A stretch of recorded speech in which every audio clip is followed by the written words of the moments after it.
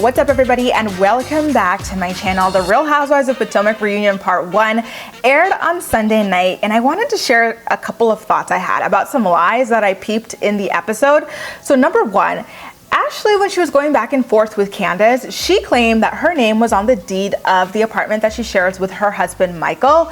But I'm wondering, if that is the case, then how come when they separated in, I think it was season 2 or 3, she was forced to live in a studio apartment, like in a janky side of town. And then she came back like on her hands and knees groveling, talking about how she wouldn't be able to afford a place without her husband, Michael. And so that made me think that she was lying about her name being on the deed, but also about the prenup, because she did say that the prenup stipulated that if they lasted more than a year, then she would automatically get like $1 million or something like that, or less than a year. But if it was over 5 years, then she would get half of everything. So if she really was at her wit's end with Michael and ready to divorce and leave him, then why didn't she just quote unquote cash in on that $1 million that she claims that she's owed per their original prenup, instead of coming back under the pretense that she wouldn't be able to afford to support herself without her husband? That was really sketchy to me.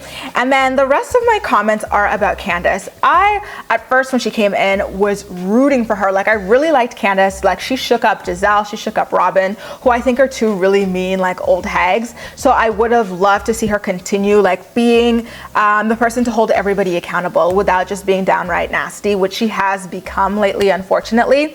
When she was on the couch with her mother, they were talking about how like Chris mooches off of the family. Ashley was accusing him of being a gold digger after Candiace accused her of being a gold digger.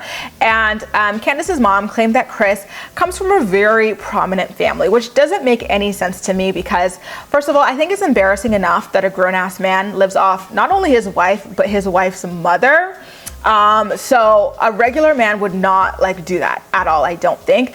But the fact that they're claiming he comes from a prominent family, why does he even need to do that then? You know, like, why is his family not supporting him and his wife? Why does he not have some kind of trust fund money access? And why does Candiace not even have this trust fund money access? Like, the three of them splitting a mortgage 3 ways is a joke, considering how elite they claim that they are. Like, I think if they were elite, the mom would have just handed them the house outright like that, or Chris's family would have gotten them a house, or they would have had money that they already inherited at this point from a trust fund. So like, none of what they're claiming makes any kind of sense. And I don't know how they're not embarrassed to be up on TV every season pretending to be rich. You know, like, it really is just jaw-dropping how shameless they are about all of this, especially Candiace on Twitter. She's calling viewers of the show peasants and roaches and stuff who don't understand her level of pedigree, when like the majority of us have been like self-sufficient and doing just fine without our parents for a long ass time. And speaking of that,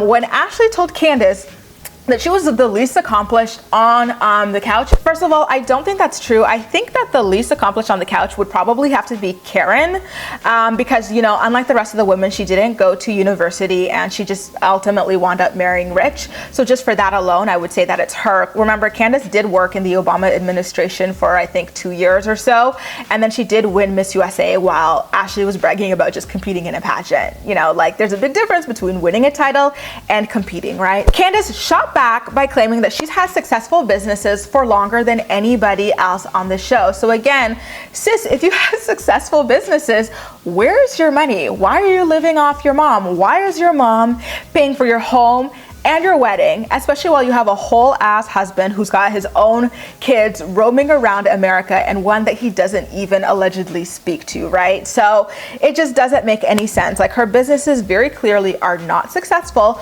or else she would have the money for a home herself, her own car, like her own wedding, all of that. And then on top of that, we already saw when she first came in that the businesses, again, like the home, like everything in her life, are co-owned by her mom. And by co-owned, I mean owned by her mom. So I don't know, like, that was driving me nuts about the reunion, all the lies that were being slung around about people's finances that can very easily be clocked. So I thought I'd make a little video about my opinions on all the bull shit that they were slinging around the couches. You guys, what did you think about the Real Housewives of Potomac season 4 reunion part 1?